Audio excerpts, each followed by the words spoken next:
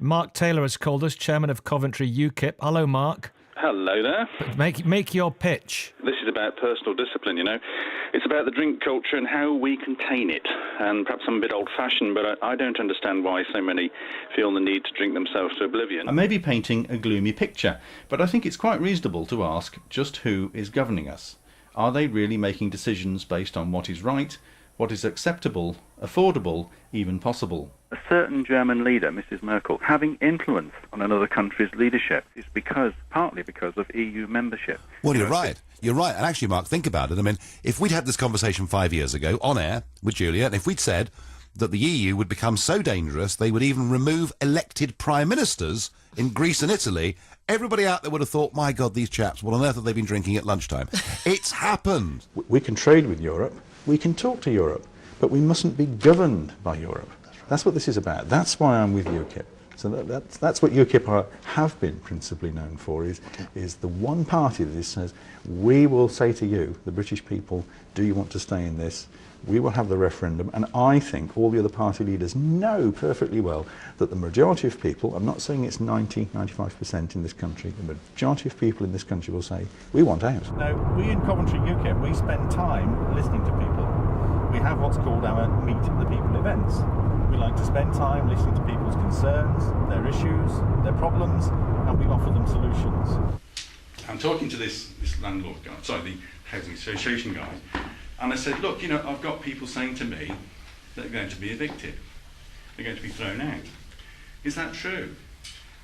And he looked at me and he paused and he went, off the record, yeah. Can I just read you just two sentences from a Coventry City Council report, which is about population in this city. It is just over a year old.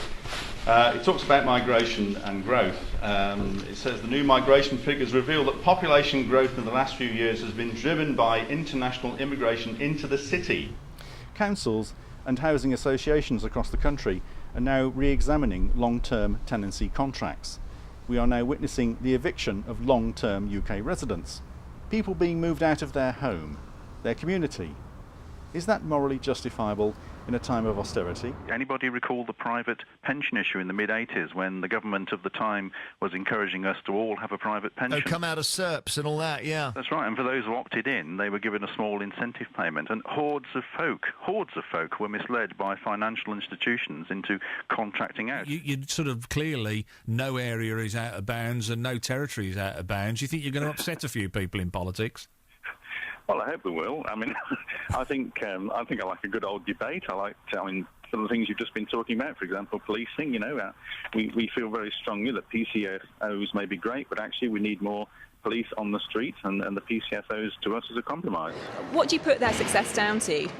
Their enthusiasm, their willingness to go in and engage with the local community in the wards where they're standing. Yes, there is the interest in the national issues. That's coming up on the doorstep. When you ask people, what do they want to talk about? We give them that opportunity. It's often national issues: immigration, taxation, bedroom tax.